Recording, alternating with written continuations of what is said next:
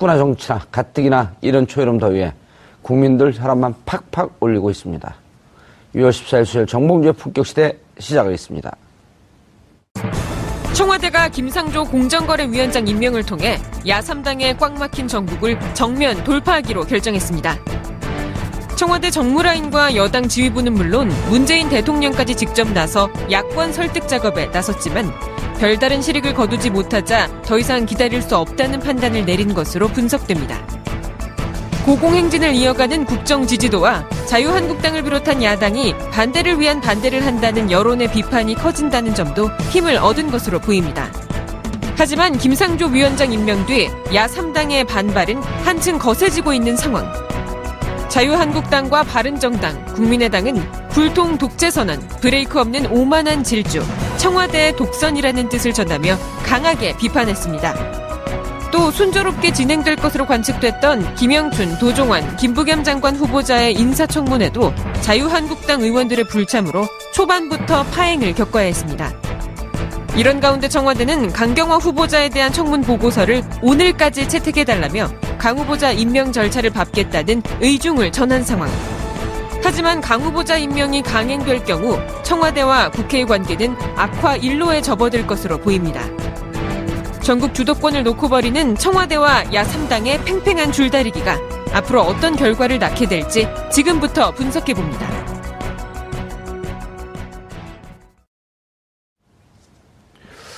(6월 14일) 수요일 정봉주의 품격시대 첫 번째 이슈 들어가겠습니다.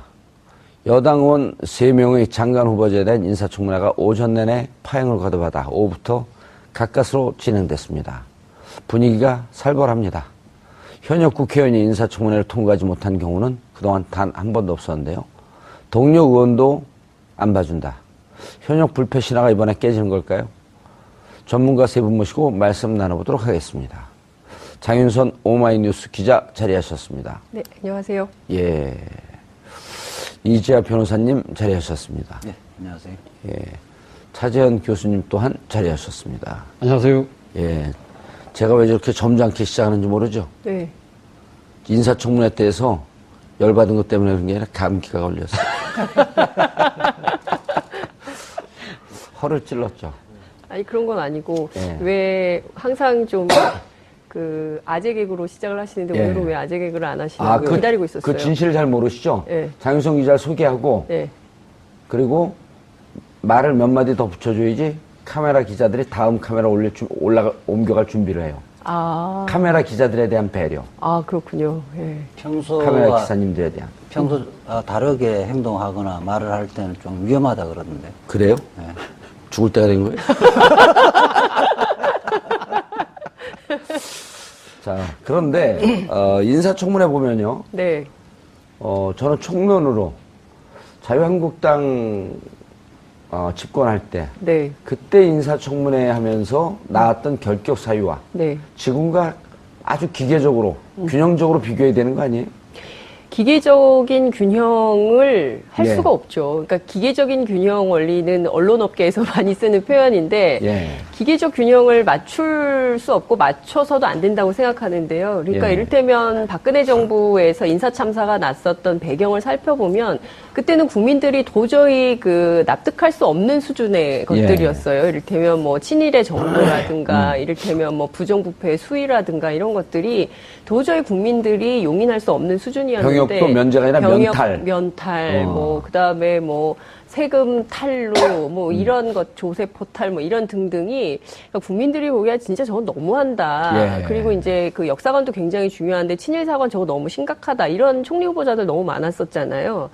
그런데 이번에는 국민들이 그냥 모르고 무조건 묻지마 지지를 하는 것이 아니라 상당히 비교적 꼼꼼하게 검토하고 지금 다 이제 1인 미디어 시대 아니겠어요? 그렇죠. 그래서 전부 모바일로 네. 매일 출근길, 퇴근길 뉴스 검색하면서 이게 과연 타당한가 합리적인가를 비교 분석 검토를 하고 있거든요. 근데 과거하고 비교해 볼 때 이를테면 지금 뭐 쟁점이 됐던 강경화 후보자라든가 그리고 또 이제 어제 그제죠. 그 김상조 공정거래위원장의 이를테면 뭡니까? 위장 전입 문제가 외국에 공부하러 가면서 우편물 때문에 본가에 주소를 이전해 놨는데 이게 위장 전입? 그럼 나도 위장 전입인데 이런 사람들이 굉장히 많았던 거죠. 그래서 그 박근혜 정부 때하고 비교를 좀 해보자면 그때는 국민적 지지가 굉장히 낮았어요. 후보자들에 대해서.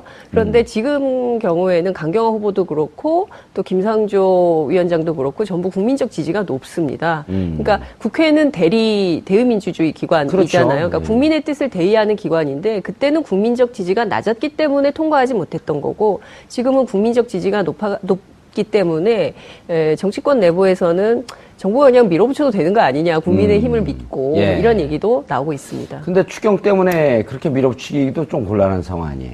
근데 추경이 걸려있긴 한데 추경도 마찬가지예요. 이게 예. 일자리 예산이거든요. 예. 그러니까 우리 이제 육아 문제 또 경력 단절 여성 특히 이제 청년 실업 문제 그리고 이제 막 그 일자리가 너무 나쁜 일자리인데 좋은 일자리를 많이 만들어서 구체적으로 이제 양극화를 해소하고 경제 민주화를 하자는데 반대하는 국민이 어디가 있습니까? 예. 그래서 우리 국민들 모두가 일자리 예산 또 찬성하고 있거든요. 결과적으로 보면 자유한국당이 제가 보기에는 스텝이 꼬여도 많이 꼬이고 있다. 이런 말씀을 좀 드리고 싶습니다. 이재하 변호사님, 예. 한때 또 국회의원 될 뻔했던 분 아니에요? 예, 그리고 한때 또 변협이 아니라 민변회장도 될 뻔했던. 예, 예. 주로 뻔했던. 그런데 지금 장 기자님 저 말씀을 들으면 네.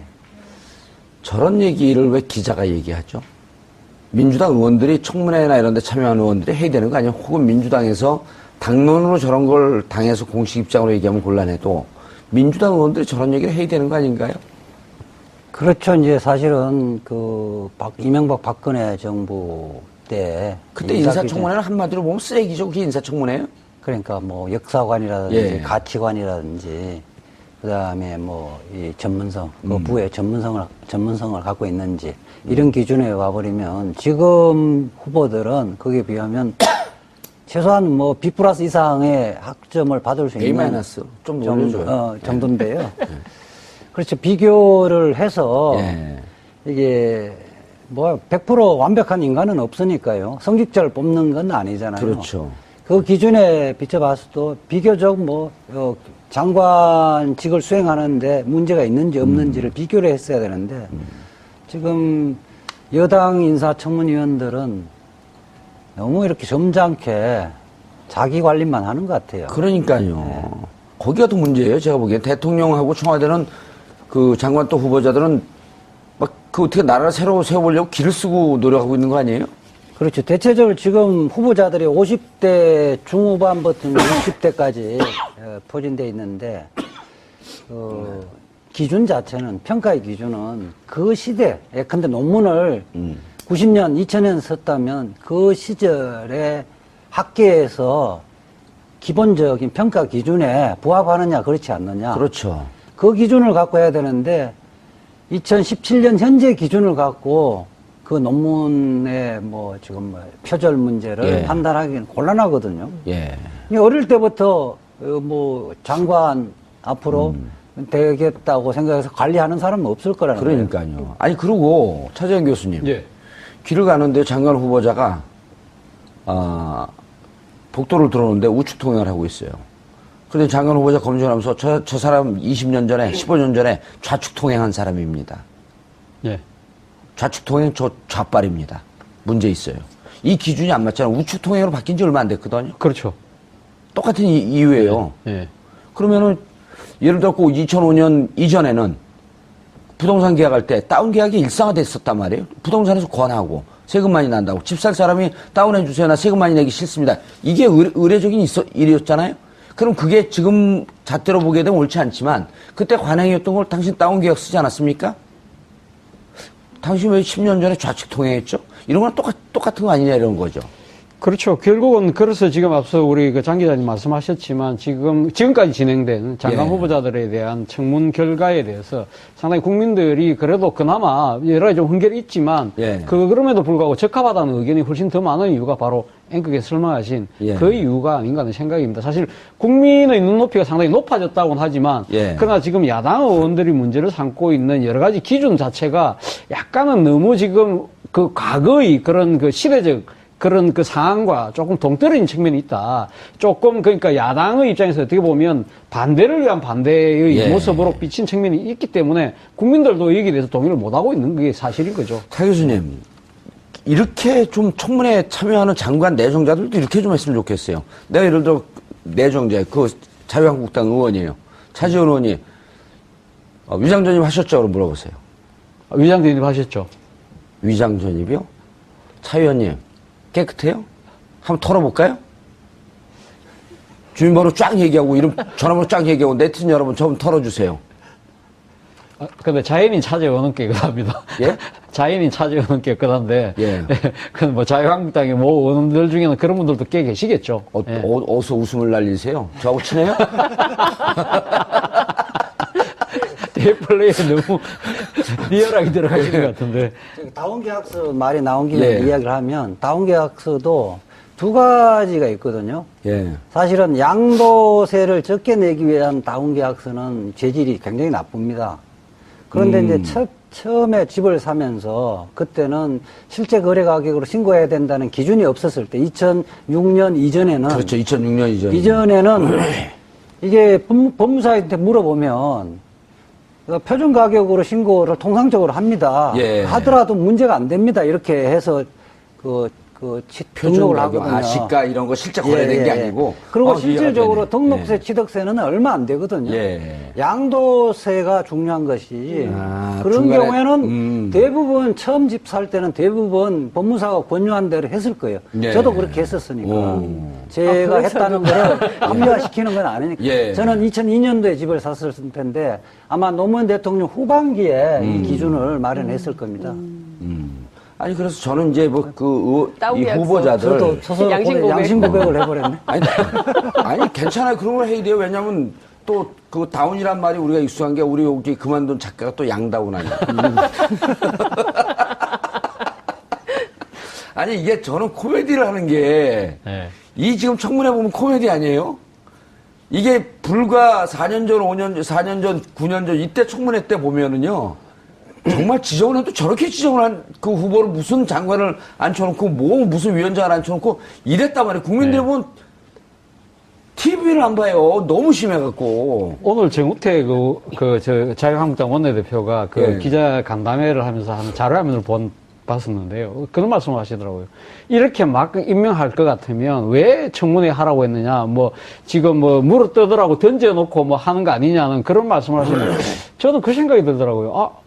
바로 불과 몇 달 전, 우리 기억하시기로 작년 그 가을쯤에 김재수 농림부 장관에 예, 대한 예. 인사청문회 때 상당히 국민적 그 비판 여론이 많이 끌었지 않습니까? 예. 그러면서 임명을 강행했던, 그때는 진짜 국민적 그 여론이 상당히 낮았었거든요. 예. 그렇게 강행을 했기 때문에 그때 해임 건의 결의안이 통과가 됐었어요. 예. 그럼에도 불구하고 박근혜 대통령이 전혀 무시하고 갔지 않습니까? 그러니까 그때 당시에 그럼 자유한국당의 의원들은 그때는 전부 다 아무 말도 안 하고 입 다 봉하고 눈 다 가리고 있었거든요. 예. 그러면서 불구하고 불과 몇 달 전에 그 일이 있었는데도 불구하고 그때는 아무 말도 안 하고 계시다가 왜 이제 와서 이렇게 그 말씀을 목소리 톤을 높이는 건 야당 의원으로서 충분히 그렇게 할 수는 있다고 하지만 그러나 똑같은 사안 오히려 더 상당히 국민적 그 비판율이 훨씬 더 높았던 사안에 대해서는 그렇게 침묵했던 이유에 대해서 한 번쯤은 자기 반성을 먼저 하고 예. 이야기를 했다면 좀 더 설득력이 있지 않았나 하는 생각이 들더라고요.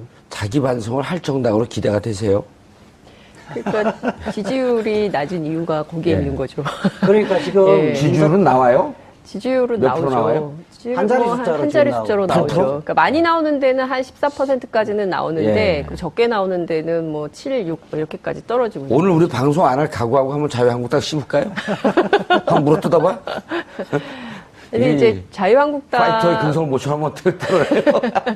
저는 이제 두 가지 측면을 좀 보고 싶은데 우선 그 여당 의원들이 말씀 주신 대로 그러니까 이를테면은 이제 과거에 당신들이 어땠느냐 이런 거를 공격하는 것도 이제 중요하고 그렇지만 이제 문재인 정부는 5대 그 조건에 대해서는 반드시 지켜나가겠다는 원칙을 세웠기 때문에 그걸 가지고 또 이제 물고 늘어지는 거죠. 물어뜯는 예. 경향이 있는 거거든요. 근데 이제 그것도 이런 거예요. 그러니까 치킨 한 조각, 빵 한 조각의 비유 이런 거 것을 그 청와대에서 비유를 한 바 있는데 이게 다 사연이 다르다는 거죠. 예. 그러니까 이제 국민들이 이해할 수 있는 수준이냐 아니냐, 이거는 익스큐즈가 되는 거냐 안 되는 거냐 이게 굉장히 중요한데 오히려 청문회를 거치면서 강경화 후보라든가 김상조 위원장 같은 경우에는 클리어해진 측면이 굉장히 많거든요. 그렇죠. 예. 그러니까 오히려 아이고, 국민들의 그럴만하네. 국민들의 공감을 많이 샀고. 그렇습니다. 예, 그럴 수 있다. 그리고 특히 이제 강경화 후보자 같은 경우에는 이제 친정부모 부양 문제와 관련해서 인기 폭발까지 된 거 아니겠어요? 여성분들에게. 그럼요. 네. 그러니까 저는 큰 틀에서 보면 국민적 지지를 받고 있는 그 수준이라면 그것은 내각으로 임명해도 큰 문제 없는 거 아니냐. 청와대가 밀어붙여서 통과시켜야 된다. 그리고 또 예. 지금 한미 정상회담 앞두고 있기 때문에 외교부 장관 인선은 굉장히 중요한 문제거든요. 예. 이재하 변호사님. 예. 이게 이제 국민들 지지가 있으니까 일방적으로 강행한다라고 하는 것도 어찌 보면 오만한 태도이긴 하지만 청와대가 이쯤 되면 상당히 그 공을 들이고 노력을 했다 이렇게 평가할 수 있는 거 아닌가요? 그렇죠. 그러니까 5대 인사 기준이라는 것은 우리가 이제 형식적 법치주의와 실질적 법치주의 이야기를 하잖아요. 변호사였었군요. 예. 그러니까 5대 기준도 어쨌든 이제 뭐 위장 전입, 예. 위장 전입 자체가 문제가 아니라 위장 전입의 내용이 중요한 거잖아요. 부동산 투기를 목적으로 했다든지 자녀 그렇죠. 학교를 위해서 했다든지 예. 하면은 도덕적으로 좀 문제가 있는 거죠. 그리고 더군다나 이제 우리 그 부동산 투기를 위해서 위장 전입하는 것. 이게 대표적인 거죠. 그런데 위장 전입을 불가피한 그 사정으로 하는 경우에는 우리가 도덕적으로 비난하기는 좀 어려운 그 사유도 많거든요. 그렇게 봤을 때 특히 강경화 후보 같은 경우는 국민의당까지 뭐 낙마를 반드시 낙마시켜야 된다고 보고 있는데 예. 지금 외교부 전직 장관들 장관 11명. 11명이? 한 명 또 늘었어요? 반기문 외국 장관까지 또 포함해서. 그리고 외교관계 쪽에서 뭐 일하는 대부분의 사람들이 지지를 하고 있잖아요. 예. 저는 오히려 강경화 후보가 이 말하자면 그 비주류 쪽이어서 그쪽에서도 오히려 좀 좀 부적절하다는 지적을 할 줄 알았는데 오히려 그쪽에서는 모두가 지금 환영하고 있거든요. 예. 특히 외교부 같은 경우는 주류 비주류 이런 그 굉장히 강하지. 편차 좀, 굉장히 편차 좀 강한데. 심하다 그러잖아요. 그럼에도 불구하고 아마 사상 유례가 없는 거죠. 사실상 전직 박근혜 정부 때 외교부 장관 외에 예. 전직 외교부 장관 거의 다 지금 지지를 하고 있거든요. 예. 이 변호사님. 예. 근데 그 명찰 똑바로 다르면 안 돼요? 그 학교 다닐 때 명찰 삐딱하게 다니는 학생 같아고 제가 규율 부장이었거든요. 제가 지금 단 게 아니라 달아주시는 거예요. 근데 저는 이제 강경화 예. 후보자 같은 경우는 왜 이렇게 반대를 하느냐. 왜 그렇게 반대요? 진짜 예, 그러니까 내심을 모르겠어. 예, 제가 너무 궁금해가지고 오늘 취재를 좀 해가지고 나왔는데요. 자유한국당이요? 예, 자유한국당의 경우에는 실제로 이분이 그러니까 여성 인권에 대한 관심이 굉장히 많고 특히 예. 이제 그 위안부 문제에 문제. 대해서 이제 적극적이고 그리고 구체적인 해결을 위해서 나설 가능성이 높은 거죠. 그리고 특히 이제 그 지난 그 한일 위안부 협상에 대해서는 누가 보더라도 이것은 잘못된 협정이라고 주장을 하고 있기 때문에 의아해했다 이렇게 얘기했잖아요. 그렇죠. 본인도. 그리고 청문회 현장에서 이제 그 발언을 했기 때문에 이것은 재협상의 여지가 열리는 것이고 일본 측과 재협상을 해서 이것이 사실상 무의로 돌아갔을 때 박근혜 정부의 외교 참사, 외교 실패가 결국에는 자유한국당의 문제로 돌아올 수 있다는 것이죠. 그러니까 결과적으로는 자유한국당 입장에서는 지지율도 낮죠. 그리고 박근혜 정부 전체에 있었던 어떤 정책적인 실패가 진행됐을 경우에 이걸 가지고 이제 내년에 있는 지방선거 그리고 또 3년 뒤에 있을 총선 그다음에 이 당의 명운을 결정해야 되는 문제. 그러니까 이를테면 보수적 노선이 전부 다 흔들리기 보수의 때문에 괴멸. 그렇죠. 그 문제 때문에 강경화 카드는 도저히 받아들일 수가 없는 이런 상황이라는 얘기를 제가 들었어요. 제가 봤을 때는 그러니까 자유한국당이 그런 측면도 분명히 있습니다. 분명히 있지만 자유한국당이 지금 처해 있는 상황 자체도 지금 녹록치 않다는 겁니다. 예. 왜냐하면 과거 양당 체제라고 한다면 여당 있고 야당 한 당만 있으면 관계없는데 지금은 또 다당제 구조다 않습니까? 그렇죠. 그렇기 때문에 야당끼리도 경쟁을 해야 되는 상황이에요. 물론 107석이라고 해서 야당 내 대표의 자리는 있지만 자신들 입장에서는 선명성 경쟁을 해서 벌려서 뭔가 야당의 대표라는 입장을 보여줘야 되는 측면이 분명히 있는 것이죠. 그리고 또 하나는 뭐냐면 지금 7월 3일날 전당대회 합니다. 예. 전당대회를 하기 때문에 당내 어느 계파들 사이에서도 온건한 목소리를 낼 수가 없는 거예요. 지금 전부 다 좀 더 강하게 내가 문재인 대통령에게 맞짱 뜰 수 있는 누군가가 돼야 되겠다는 생각이 너무 강한 거예요. 그렇기 때문에 이 강경화 후보자가 이번 지금 현재 발표된 그 청문회까지 한 1차 케이스에서는 어느 한 사람을 낙마를 시켜야만 우리의 존재감을 보여줄 수 있다는 그런 강박관념에 좀 상당히 빠져 있는 것도 실제로 측면이 있는 것 같아요. 선명야당 노선을 걷는 것은 사실이고요. 그래서 색깔론과 관련된 시비를 계속 붙고 있는 겁니다. 오늘도 이게 마찬가지고. 선명야당의 모습인가요? 그러니까요. 예. 아니, 이 변호사님, 그 두 분의 얘기를 종합을 해보면 사실 한일 위안부 문제라고 하는 것은 우리 국가의 입장에서 대단히 중요한 문제 아니에요? 네. 그리고 설사, 이것이 당의 입장에서는 다소 좀 문제가 있다고 할지라도 국가의 앞날, 한일과의 관계에 있어서 이것을 재협상을 해야 된다고 한다면 과거에 우리가 잘못했더라도 우리가 잘못 협상했습니다. 인정하고 미래로 나가려고 하는 노력을 해야 되는데 저는 그것도 그거지만 그 친일의 후손들이 많기 때문에 자기 아버지 할아버지 세대 때 친하게 지냈던 일본을 공격하는 강경화 장관 이런 게 싫은 거 아닐까요? 뭐 부분적으로 그렇게 생각하는 사람 소수는 있을 텐데 다수는 아닐 거고요. 예. 기본적으로 자유한국당은 그렇게 보고 있는. 그러니까 자유한국당 소속의 대통령이 탄핵됐잖아요. 예. 사실은 그 자유한국당 자체도 탄핵된 거 그 해체돼야 되는 정도 아니에요, 그럼? 된 거거든요. 예. 왜 국민으로부터 탄핵을 받았는지를 생각하고 새롭게 출발해야 되는데 무조건 반대를 하면 선명한 것처럼 오해하고 있다는 거예요. 예. 오인하고 있다. 저는 그렇게 되어지면 점점 자유한국당은 국민으로부터 외면당할 수밖에 없다고 생각이 들어요. 저는 그것 또한 국민의당도 마찬가지인데 국민의당이 청문회 전국 들어오면서 호남이나 계속 지지율이 떨어지잖아요. 예. 5%까지 떨어졌다 그러더라고요. 자신들을 종전에 지지했던 한때는 예. 뭐 20 몇 프로, 30%까지 지지했잖아요. 왜 국민의당을 지지했던가? 예. 그 사람들의 지지를 복원시켜야 되는데 그 사람들의 지금 뭘 원하는지를 잘못 판단하고 있다는 겁니다. 국민의당은 강경화 후보에 대해서 왜 그렇게 목숨 걸고 반대를 해요? 국민들은 찬성을 하고 있는데 국민의당이면 국민들의 뜻을 받아야 되는 거 아니에요?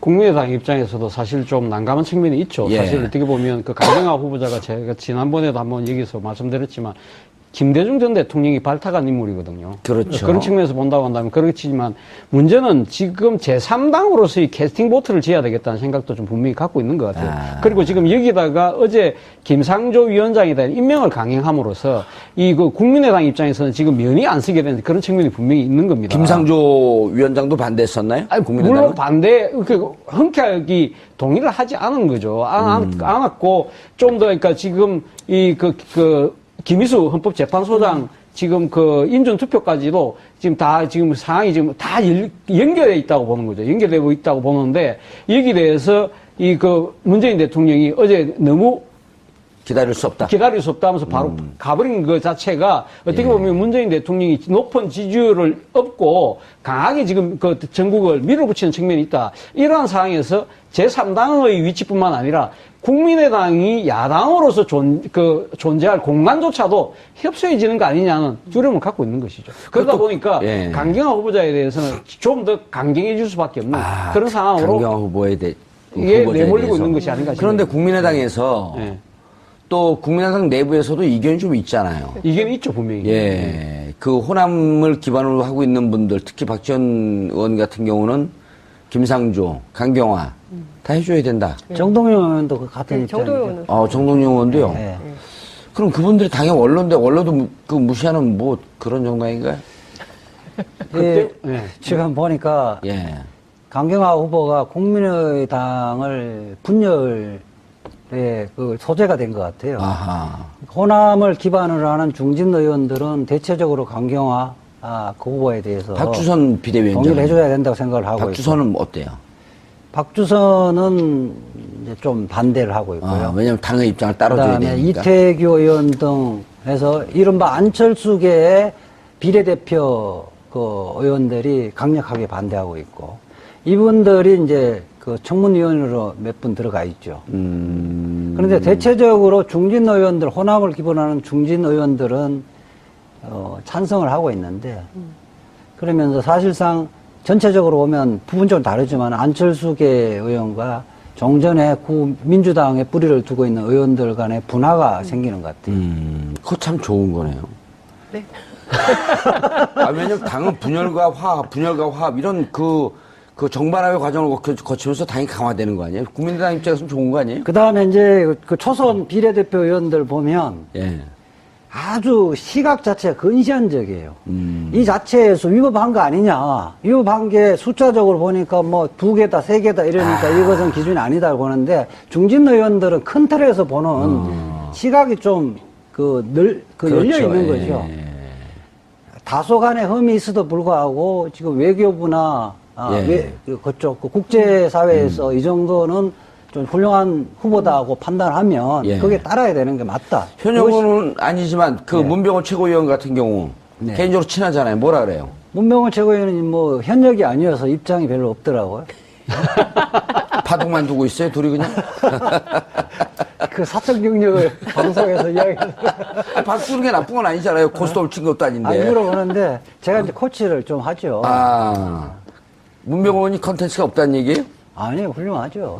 예, 알겠습니다. 근데 국민의당 관련해서 한번 예. 제가 좀 더 말씀드리면 22일 날 지금 국회 본회의가 지금 예정돼 22일. 예. 그때 물론 지금 뭐 이거 김희수 김희수. 예, 헌법재판소장에 대한 인사청문 경과 보고서가 이 채택에 대해서 넘어올지 안 넘어올지는 모르겠습니다만 표결을 일단은 해야 될 거 아니에요? 표결할 가능성이 상당히 높아 있던 형국이었죠. 그런데 예. 어제 문재인 대통령이 임명을 강행했습니다. 그 김상조 위원장에 대해서 위원장. 함으로써 그 22일 정도까지만 지켜봐줘서도 그러니까 그 지금 문제는 문재인 대통령이 이렇게 강행을 함으로써 일단 그 사실 어떻게 보면은 그 국민의당 입장에서 김희수 헌법재판소장에 대해서는 손을 들어줄 가능성이 상당히 높았거든요. 예. 그런 상황에서 지금 여기서 지금 어떻게 보면 김희수 헌법재판소장에 대해서 선뜻 동의에 나설 수 없는 상황으로 내몰리게 됐다는 것이 국민의당 생각인 거죠. 왜냐하면 이런 식으로 가면 이 김상조 위원장에 대해서 강행을 했는데 그럼 다시 또 김희수 헌법재판소장 후보자에서는 그때 무기명 표결을 하지 않습니까? 예. 그때 거기서도 가면 손을 들어주게 된다면 국민의당 입장에서는 완전히 여지가 없어진다는 거죠. 야당으로서 여지가 상당히 없을 가능성이 높다. 무기명 투표인데 누가 손을 들어준지 모르잖아요. 아니, 근데 어차피 지금 원내에서 분포로 보면 예. 민주당은 120석이니까 어차피 출석 가반수에 또 가반수 동의를 받으려고 한다면 어떤 식으로 국민의당이 동참을 해줘야 될 수밖에 없는 상황이라고 한다면 그러면 국민의당 그 입장에서는 전략도 중요하네요. 22일까지 이거 투표 끝나고 나서 하더라도 되는데 왜 이렇게 미리 강행을 하셨느냐에 왜 그런 대한 것 같아요? 예? 왜 그런 것 같아요? 문재인 대통령 입장에서는 상당히 상황이 엄중하다 생각을 하는 거죠. 그리고 문재인 대통령 입장의 생각에서는 이런 식으로 과거식의 그런 정치적인 계산에 의해서 이렇게 하지 뭐 않겠다. 이런 시간을 제고하는 것보다는 나는 내 원칙대로 가겠다는 생각이 아주 강하신 것 같아요. 저도 그 부분은 문재인 대통령이 잘하신 것 같고요. 그 김일수 그 후보 그 인준 예. 동의안이 뭐 본회 의결되면 저는 통과될 거로 봅니다. 국민의당이 지금 저 강경화 후보를 그 낙마시키지 않으면 그 동의 안 해주겠다고 하는데 김일수 후보 같은 경우는 진보 진영이나 호남 진영의 절대적 지지를 받고 있고요. 호남 분은 아니잖아요. 고창이죠. 그래요? 호남권입니다. 강주로 고창, 순창. 광주 종합, 광주 제일 고등학교 나왔는데, 광주 1고를 나왔는데, 오호. 지금 헌법재판소에서는 유일하게 진보의 목소리를 내고 있었는데, 그렇죠. 5.18 단체에서도 사실상 다 지지를 했잖아요. 만약에 여기에 부결되지면, 이게 정치적 심판은 국민의당이 다 받게 되고요. 그렇게 되시면 알겠습니다. 공동분해된다고 저는 봅니다. 알겠습니다. 그러면 예. 22일까지 강경화 외무부 장관의 후보자에 대해서 강행을 할까요, 안 할까요?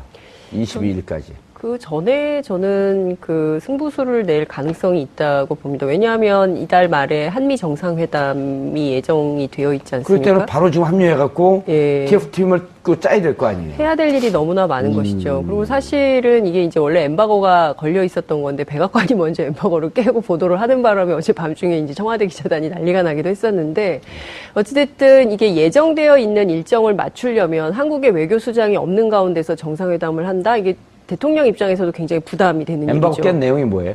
아니, 그러니까 이제 한미 정상회담 한다는 날짜. 날짜를 이제 공개를 먼저 해버린 거예요. 백악관에서 릴리즈를 며칠입니까? 해버려서 그 오늘 보도가 다 29일하고 29, 30 29, 이틀. 30. 예, 그래서 예. 북핵 문제까지 다 의제도 다 이제 그러니까 의제도 다 릴리스를 했는데 어찌됐든 중요한 것은 그 여야 협치를 한다고 해놓고 이 협치를 파기하는 거냐, 야당을 무시하는 거냐. 뭐 이런 국내 정치의 주의 주장에 빠져 있기에는 문재인 대통령에게 시간이 너무 없다는 것이죠. 지금 북핵 문제도 그렇죠. 동북아 정세 풀어야 되죠. 한일 관계도 마찬가지죠. 그리고 지금 FTA 재협상 관련해서 미국 측의 요구도 있는 것이죠.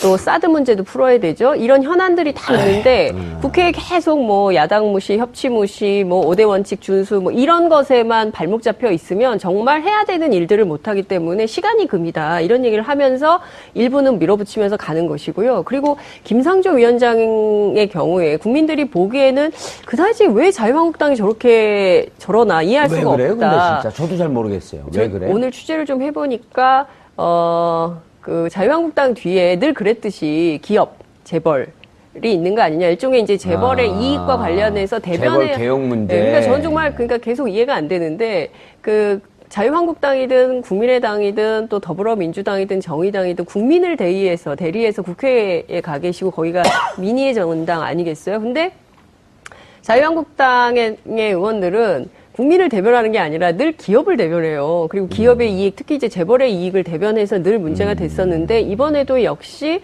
김상조에 대해서 그렇게 반대하는 것은 우리 뒤에 재벌 있다. 이것을 스스로 고백하는 거 아니냐 이런 얘기가 여의도에 많이 떠돌고 있더라고요. 네. 실질적으로 구체적인 기업을 언급하는 경우도 있어요. 국회의원들 사이에서는. 그래서 제가 인사청문 과정에서 아예 세게 붙어라 그런 얘기를 하고 근데 좀 부담은 되는 모양이더라고요. 그리고 또 근데 삼성, 다 이제 그쵸. 삼성 이재용 부회장 같은 경우는 지금 8월 17일까지 이제 재판이 끝나고 네. 이게 뇌물죄냐 아니냐 하는데 또 뇌물죄에 그렇죠. 관해서 예. 이상화 전화번호 스모킹 건까지 나오고 예. 재벌이 그냥 그 아주 진퇴양난의 그 그렇죠. 궁제 처한격 아니에요. 여기서 네. 이제 재벌에 대한 칼이 딱 들어가고 이러잖아. 이재용 부회장이 뇌물죄가 유죄가 떨어지면서 그러면 재벌 개혁에 대한 분위기가 확 살거든요. 네.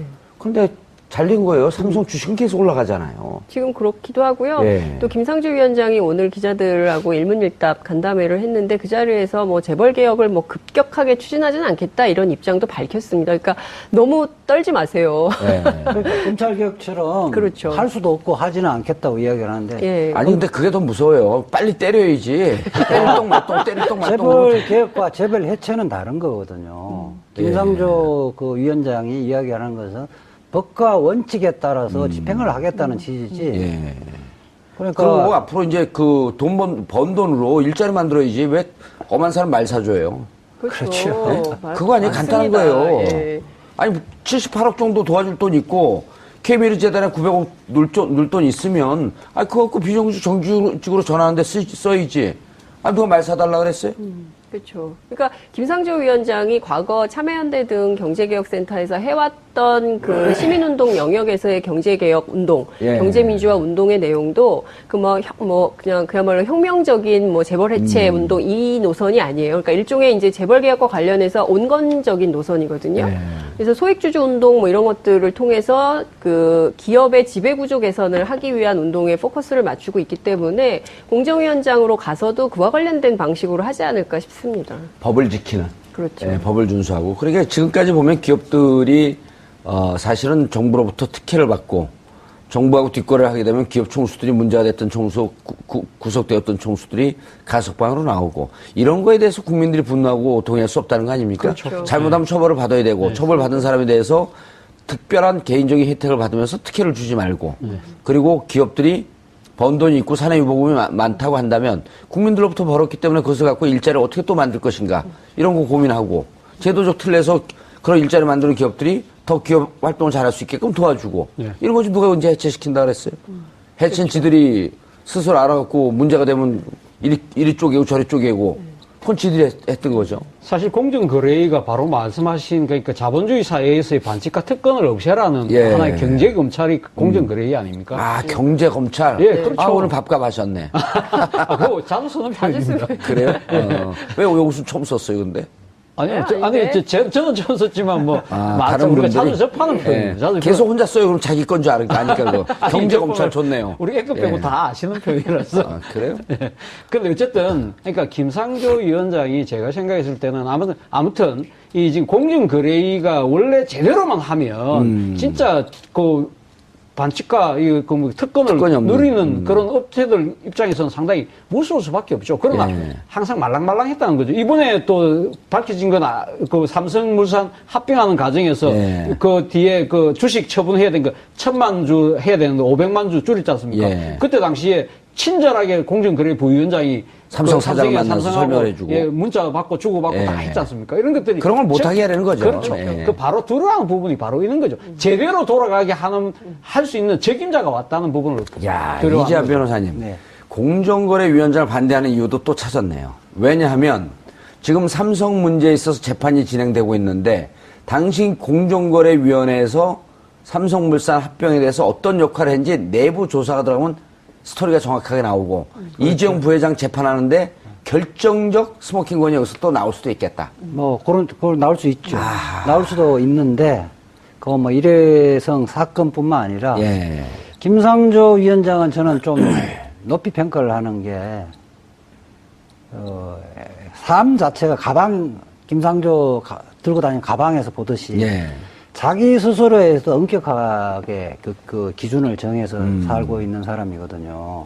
우리도 다 엄격하게 정하잖아요. 시민사회 하면서도 절제된 삶을 살아가고 근면하고 성실하고 이런 삶을 살아가기 때문에 저는 그 뭐 목소리는 뭐 이렇게 진보적인 목소리를 내지만은 실질 생활은 진보적이지 않은 사람들이 있거든요.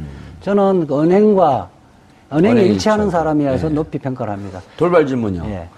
근면 성실한 사람의 대명사가 이재하 아니에요. 왜 이 정부에서 안 부르죠? 저는 김상조 위원장에 비해서 예. 그렇게 절제된 삶을 살았다고 뭐 스스로가 절제 안 될 힘도 없잖아요.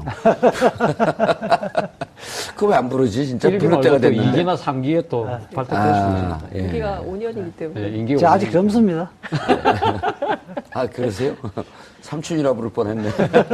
근데 그 김상조 위원장하고 이제 그 함께 일할 걸로 보이는 장하성 정책실장 있지 않습니까? 예. 이제 이분이 그 사석에서 굉장히 자주 그리고 또 이제 언론 인터뷰에서도 하신 말씀이 뭐냐면 재벌 총수 풀어준다고 해서 그 경제 활성화가 되냐? 그러니까 이를테면 이명박 정부 때 누굽니까 이건희 삼성 회장을 원포인트 사면을 해줬잖아요. 원포인트 풀자마자 며칠 만에 그 평창 올림픽 어쩌고저쩌고 하면서 네. 원포인트 사면했어요. 그러니까요. 며칠 만에. 예, 그런데 그러면 경제 활성화가 정말 됐냐 이거예요. 그러니까 한국 경제의 양극화는 더 심해지고 그리고 경제 불평등 더 심화되고 그리고 이제 소득 격차 더 심해졌는데 그것을 재벌 총수 사면해주면 되는 거냐. 절대 그런 거 하면 안 된다라는 주장을 했었거든요.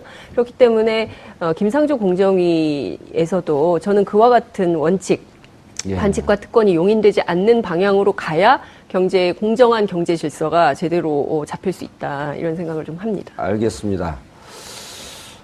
국회에서 장관, 그리고 헌법재판소장, 청문회가 계속 이어지고 있습니다. 야당이 국민을 대변해서 문제 제기를 하고 결함이 있는지 찾는 것이 청문회인데, 과거 자신들이 됐던 그 잣대와 지금의 잣대가 달라져야 할 이유가 하나도 없습니다. 본인들 삶이 과연 깨끗했는지, 우리가 그때 당시에 임명했던 장관들, 이런 분들의 청문회 당시에 나왔던 기준과 지금의 기준이 과연 일치하고 있는지, 타인의 눈에 있는 티끌을 제거하기 전에 내 눈에 혹시 들보는 들어있지 않는지 되돌아봐야 할 것으로 보입니다. 그때 그 해임 건의 결의안이 통과가 됐었어요. 예. 그럼에도 불구하고 박근혜 대통령이 전혀 무시하고 갔지 않습니까? 그러니까 그때 당시에 그럼 자유한국당의 의원들은 그때는 전부 다 아무 말도 안 하고 입 다 봉하고 눈 다 가리고 있었거든요. 예. 그러면서 불구하고 불과 몇 달 전에 그 일이 있었는데도 불구하고 그때는 아무 말도 안 하고 계시다가 왜 이제 와서 이렇게 그 말씀을 목소리 톤을 높이는 건 뭐 야당 의원으로서 충분히 그렇게 할 수는 있다고 하지만 그러나 똑같은 사안 오히려 더 상당히 더 국민적 그 비판율이 훨씬 더 높았던 사안에 대해서는 그렇게 침묵했던 이유에 대해서 한 번쯤은 자기 반성을 먼저 하고 예. 이야기를 했다면 좀 더 설득력이 있지 않았나 하는 생각이 들더라고요. 자기 반성을 할 정당으로 기대가 되세요? 그러니까 지지율이 낮은 이유가 거기에 예. 있는 거죠. 그러니까 지금 예. 지지율은 나와요? 지지율은 몇 프로 나오죠. 나와요? 지지율 한 자리 뭐 숫자로 한 자리 지금 숫자로 나오고. 나오죠. 8%? 그러니까 많이 나오는 데는 한 14%까지는 나오는데 예. 그 적게 나오는 데는 뭐 7, 6 이렇게까지 떨어지고 있는 오늘 우리 방송 안 할 각오하고 한번 자유한국당 씹을까요? 한번 물어뜯어봐? 근데 이제 자유한국당 파이터의 근성을 못 쳐하면 어떻게 떨어요? 저는 이제 두 가지 측면을 좀 보고 싶은데 우선 그 여당 의원들이 말씀 주신 대로 그러니까 뭐 이를테면은 이제 과거에 당신들이 어땠느냐, 뭐 이런 거를 공격하는 것도 이제 중요하고, 뭐 그렇지만 이제 문재인 정부는, 5대 그 조건에 대해서는 반드시 지켜나가겠다는 원칙을 세웠기 때문에 그걸 가지고 또 이제 물고 늘어지는 거죠. 물어뜯는 예. 경향이 있는 거거든요. 근데 이제 그것도 이런 거예요. 그러니까 치킨 한 조각, 빵 한 조각의 비유 뭐 이런 것을 그 청와대에서 비유를 한 바 있는데 이게 다 사연이 다르다는 거죠. 예. 그러니까 이제 국민들이 이해할 수 있는 수준이냐 아니냐, 이거는 익스큐즈가 되는 거냐 안 되는 거냐 이게 굉장히 중요한데 오히려 청문회를 거치면서 강경화 후보라든가 김상조 위원장 같은 경우에는 클리어해진 측면이 굉장히 많거든요. 그렇죠. 예. 그러니까 오히려 아이고, 국민들의 그럴만하네. 국민들의 공감을 많이 샀고. 그렇습니다. 예, 그럴 수 있다. 그리고 특히 이제 강경화 후보자 같은 경우에는 이제 친정부모 부양 문제와 관련해서 인기 폭발까지 된 거 아니겠어요? 여성분들에게. 그럼요. 네. 그러니까 저는 큰 틀에서 보면 국민적 지지를 받고 있는 그 수준이라면 그것은 내각으로 임명해도 큰 문제 없는 거 아니냐. 청와대가 밀어붙여서 통과시켜야 된다. 그리고 또 예. 지금 한미 정상회담 앞두고 있기 때문에 외교부 장관 인선은 굉장히 중요한 문제거든요. 예. 이재하 변호사님. 예. 이게 이제 국민들 지지가 있으니까 일방적으로 강행한다라고 하는 것도 어찌 보면 오만한 태도이긴 하지만 청와대가 이쯤 되면 상당히 그 공을 들이고 노력을 했다 이렇게 평가할 수 있는 거 아닌가요? 그렇죠. 그러니까 5대 인사 기준이라는 것은 우리가 이제 형식적 법치주의와 실질적 법치주의를 이야기를 하잖아요. 변호사였었군요. 예. 그러니까 5대 기준도 어쨌든 이제 뭐 위장 전입, 예. 위장 전입 자체가 문제가 아니라 위장 전입의 내용이 중요한 거잖아요. 부동산 투기를 목적으로 했다든지 자녀 그렇죠. 학교를 위해서 했다든지 예. 하면은 도덕적으로 좀 문제가 있는 거죠. 그리고 더군다나 이제 우리 상대적 그런 그 상황과 조금 동떨어진 측면이 있다. 조금 그러니까 야당의 입장에서 어떻게 보면 반대를 위한 반대의 예. 모습으로 비친 측면이 있기 때문에 국민들도 여기에 대해서 동의를 못하고 있는 게 사실인 거죠. 차 교수님, 이렇게 좀 청문회에 참여하는 장관 내정자들도 이렇게 좀 했으면 좋겠어요. 내가 예를 들어 내정자, 자유한국당 의원이에요. 차지원 의원이 위장전입 하셨죠? 그럼 물어보세요. 위장 전입하셨죠? 위장전입이요? 차 의원님, 깨끗해요? 한번 털어볼까요? 주민번호 쫙 얘기하고, 이름, 전화번호 쫙 얘기하고, 네티즌 여러분 좀 털어주세요. 근데 자연인 차지원은 깨끗합니다. 예? 자연인 차지원은 깨끗한데, 예. 그건 뭐 자유한국당의 뭐 의원들 중에는 그런 분들도 꽤 계시겠죠. 예. 어디서 웃음을 날리세요? 저하고 친해요? 대플레이에 너무 리얼하게 들어가시는 것 같은데. 다운계약서 말이 나온 김에 예. 이야기를 하면 다운계약서도 두 가지가 있거든요. 예. 사실은 양도세를 적게 내기 위한 다운계약서는 재질이 굉장히 나쁩니다. 그런데 이제 처음에 집을 사면서 그때는 실제 거래 가격으로 신고해야 된다는 기준이 없었을 때 2006년 이전에는 그렇죠. 2006년 이전. 이전에는 이게 법무사한테 물어보면 표준 가격으로 신고를 통상적으로 합니다. 예. 하더라도 문제가 안 됩니다. 이렇게 해서 등록을 하거든요. 시가 이런 거 실제 거래된 게 아니고. 그리고 이해가 실질적으로 되네. 등록세, 예. 취득세는 얼마 안 되거든요. 예. 양도세가 중요한 것이 그런 중간에, 경우에는 대부분 처음 집 살 때는 대부분 법무사가 권유한 대로 했을 거예요. 예. 저도 그렇게 했었으니까. 제가 그렇죠. 했다는 거를 합리화시키는 건 아니니까. 예. 저는 2002년도에 집을 샀을 텐데 아마 노무현 대통령 후반기에 이 기준을 마련했을 겁니다.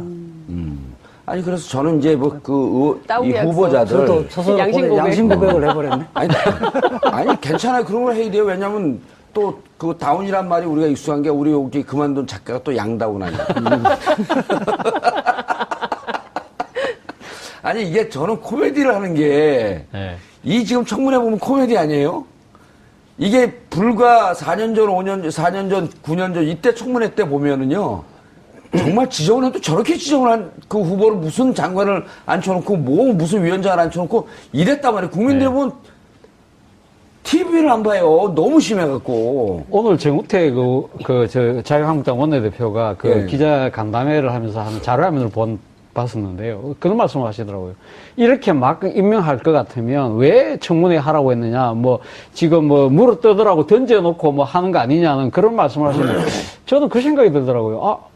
바로 불과 몇 달 전, 우리 기억하시기로 작년 그 가을쯤에 김재수 농림부 장관에 대한 인사청문회 때 상당히 국민적 그 비판 여론이 많이 끌어지 않습니까? 예. 그러면서 임명을 강행했던, 그때는 진짜 국민적 그 여론이 상당히 낮았었거든요. 예. 그렇게 강행을 했기 때문에. 근데 참여한 의원들이 해야 되는 거 아니에요? 혹은 민주당에서 당론으로 저런 걸 당에서 공식 입장으로 얘기하면 곤란해도 민주당 의원들이 저런 얘기를 해야 되는 거 아닌가요? 그렇죠. 이제 사실은 이명박 박근혜 정부 때 그때 인사청문회는 한마디로 보면 쓰레기죠. 그게 인사청문회예요? 그러니까 역사관이라든지 예. 가치관이라든지 그다음에 이 전문성, 그 부의 전문성을 갖고 있는지 이런 기준에 와버리면 지금 후보들은 거기에 비하면 최소한 B 플러스 이상의 학점을 받을 수 A 있는 마이너스 좀 올려줘요. 정도인데요. 그렇죠. 비교를 해서 예. 이게 100% 완벽한 인간은 없으니까요. 성직자를 뽑는 건 아니잖아요. 그렇죠. 그 기준에 비춰봤어도 비교적 장관직을 수행하는데 문제가 있는지 없는지를 비교를 했어야 되는데 지금 여당 인사청문위원들은 너무 이렇게 점잖게 자기 관리만 하는 것 같아요. 그러니까요. 거기가 더 문제예요. 제가 보기엔 대통령하고 청와대는 그 장관 또 후보자들은 어떻게 나라를 새로 세워보려고 길을 쓰고 노력하고 있는 거 아니에요? 그렇죠. 대체적으로 지금 후보자들이 50대 중후반부터 60대까지 포진되어 있는데, 기준 자체는, 평가의 기준은 그 시대, 예컨대 논문을 90년, 2000년 썼다면 그 시절에 학계에서 기본적인 평가 기준에 부합하느냐, 그렇지 않느냐. 그렇죠. 그 기준을 갖고 해야 되는데, 2017년 현재 기준을 갖고 그 논문의 표절 문제를 예. 판단하기는 곤란하거든요. 예. 어릴 때부터 장관 앞으로 되겠다고 생각해서 관리하는 사람은 없을 거라는 거예요. 그러니까요. 아니, 그리고 차재현 교수님. 예. 길을 가는데 장관 후보자가, 복도를 들어오는데 우측 통행을 하고 있어요. 그런데 장관 후보자 검증하면서 저 사람 20년 전에, 15년 전에 좌측 통행한 사람입니다. 예. 좌측 통행 좌빨입니다. 문제 있어요. 이 기준이 안 맞잖아요. 우측 통행으로 바뀐 지 얼마 안 됐거든요. 그렇죠. 똑같은 이유예요. 예.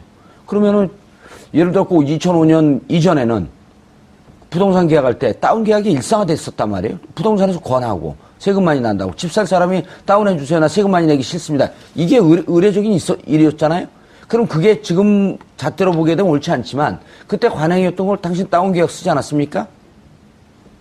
당신 왜 10년 전에 좌측 통행했죠? 이런 건 똑같은 거 아니냐 이런 거죠. 그렇죠. 결국은 그래서 지금 앞서 우리 장 기자님 말씀하셨지만 지금까지 진행된 장관 예. 후보자들에 대한 청문 결과에 대해서 상당히 국민들이 그래도 그나마 여러 가지 좀 흔결이 있지만 예. 그럼에도 불구하고 적합하다는 의견이 훨씬 더 많은 이유가 바로 앵커께서 설명하신 예. 그 이유가 아닌가 하는 생각입니다. 사실 국민의 눈높이가 상당히 높아졌다고는 하지만 예. 그러나 지금 야당 의원들이 문제를 삼고 있는 여러 가지 기준 자체가 약간은 너무 지금 그 과거의 그런 저는 총론으로 자유한국당 집권할 때 네. 그때 인사청문회 하면서 나왔던 결격 사유와 네. 지금과 아주 기계적으로 균형적으로 비교해야 되는 거 아니에요?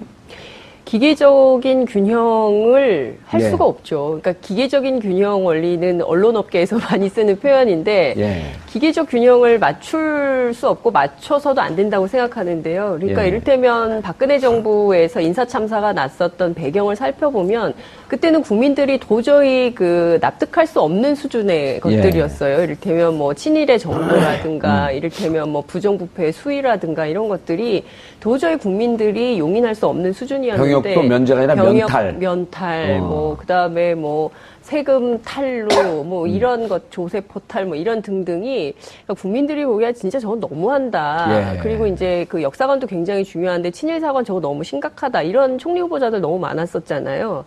그런데 이번에는 국민들이 그냥 모르고 무조건 묻지마 지지를 하는 것이 아니라 상당히 비교적 꼼꼼하게 검토하고 지금 다 이제 1인 미디어 시대 아니겠어요? 그래서 그렇죠. 전부 모바일로 네. 매일 출근길, 퇴근길 뉴스 검색하면서 이게 과연 타당한가 합리적인가를 비교 분석 검토를 하고 있거든요. 근데 과거하고 비교해 볼 때 이를테면 지금 뭐 쟁점이 됐던 강경화 후보자라든가 그리고 또 이제 어제 그제죠. 그 김상조 공정거래위원장의 이를테면 뭡니까? 위장 전입 문제가 외국에 공부하러 가면서 우편물 때문에 그 본가에 그 주소를 이전해 놨는데 이게 위장 전입? 그럼 나도 위장 전입인데 이런 사람들이 굉장히 많았던 거죠. 그래서 그 박근혜 정부 때하고 비교를 좀 해보자면 그때는 국민적 지지가 굉장히 낮았어요. 후보자들에 대해서. 그런데 지금 경우에는 강경화 후보도 그렇고 또 김상조 위원장도 그렇고 전부 국민적 지지가 높습니다. 그러니까 국회는 대의민주주의 기관이잖아요. 그렇죠. 그러니까 국민의 뜻을 대의하는 기관인데 그때는 국민적 지지가 낮았기 때문에 통과하지 못했던 거고 지금은 국민적 지지가 높기 때문에 정치권 내부에서는 정부가 그냥 밀어붙여도 되는 거 아니냐. 국민의 힘을 믿고 예. 이런 얘기도 나오고 있습니다. 근데 추경 때문에 그렇게 밀어붙이기도 좀 곤란한 상황 아니에요? 근데 추경이 걸려있긴 한데 추경도 마찬가지예요. 이게 예. 일자리 예산이거든요. 예. 그러니까 우리 이제 육아 문제 또 경력 단절 여성 특히 이제 청년 실업 문제 그리고 이제 막 그 일자리가 너무 나쁜 일자리인데 좋은 일자리를 많이 만들어서 구체적으로 이제 양극화를 해소하고 경제민주화를 하자는데 반대하는 국민이 어디가 있습니까? 예. 그래서 우리 국민들 모두가 일자리 예산 또 찬성하고 있거든요. 결과적으로 보면 자유한국당이 제가 보기에는 스텝이 꼬여도 많이 꼬이고 있다. 이런 말씀을 좀 드리고 싶습니다. 이재하 변호사님, 예. 한때 또 국회의원 될 뻔했던 분 아니에요? 예, 그리고 한때 또 변협이 아니라 민변 회장도 될 뻔했던. 예, 예. 주로 뻔했던. 그런데 지금 장 기자님 저 말씀을 들으면 네. 저런 얘기를 왜 기자가 얘기하죠? 민주당 의원들이 청문회나 이런 축구나 정치나 가뜩이나 이런 초여름 더위에 국민들 혈압만 팍팍 올리고 있습니다. 6월 14일 수요일 정봉주의 품격시대 시작하겠습니다. 청와대가 김상조 공정거래위원장 임명을 통해 야3당의 꽉 막힌 정국을 정면 돌파하기로 결정했습니다. 청와대 정무라인과 여당 지휘부는 물론 문재인 대통령까지 직접 나서 야권 설득 작업에 나섰지만 별다른 실익을 거두지 못하자 더 이상 기다릴 수 없다는 판단을 내린 것으로 분석됩니다. 고공행진을 이어가는 국정 지지도와 자유한국당을 비롯한 야당이 반대를 위한 반대를 한다는 여론의 비판이 커진다는 점도 힘을 얻은 것으로 보입니다. 하지만 김상조 위원장 임명 뒤 야3당의 반발은 한층 거세지고 있는 상황. 자유한국당과 바른정당, 국민의당은 불통 독재선언, 브레이크 없는 오만한 질주, 청와대의 독선이라는 뜻을 전하며 강하게 비판했습니다. 또 순조롭게 진행될 것으로 관측됐던 김영춘, 도종환, 김부겸 장관 후보자의 인사청문회도 자유한국당 의원들의 불참으로 초반부터 파행을 겪어야 했습니다. 이런 가운데 청와대는 강경화 후보자에 대한 청문 보고서를 오늘까지 채택해달라며 강 후보자 임명 절차를 밟겠다는 의중을 전한 상황.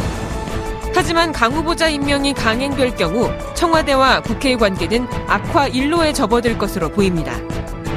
전국 주도권을 놓고 벌이는 청와대와 야3당의 팽팽한 줄다리기가 앞으로 어떤 결과를 낳게 될지 지금부터 분석해봅니다.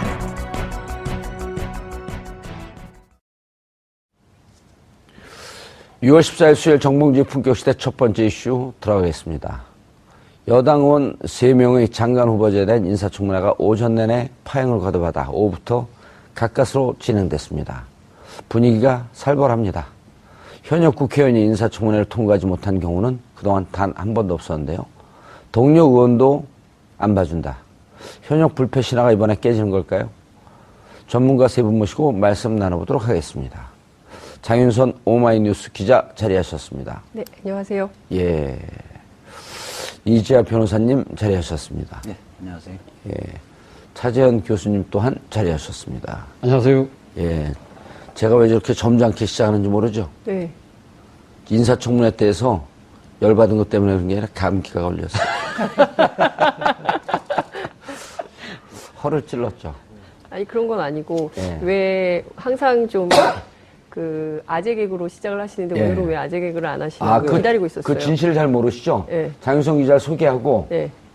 그리고 말을 몇 마디 더 붙여줘야지 카메라 기자들이 다음 카메라 옮겨갈 준비를 해요. 아, 카메라 기자들에 대한 배려, 아 그렇군요. 예. 카메라 평소와 기사님들에 대한. 평소 다르게 행동하거나 말을 할 때는 좀 위험하다 그러던데. 그래요? 네.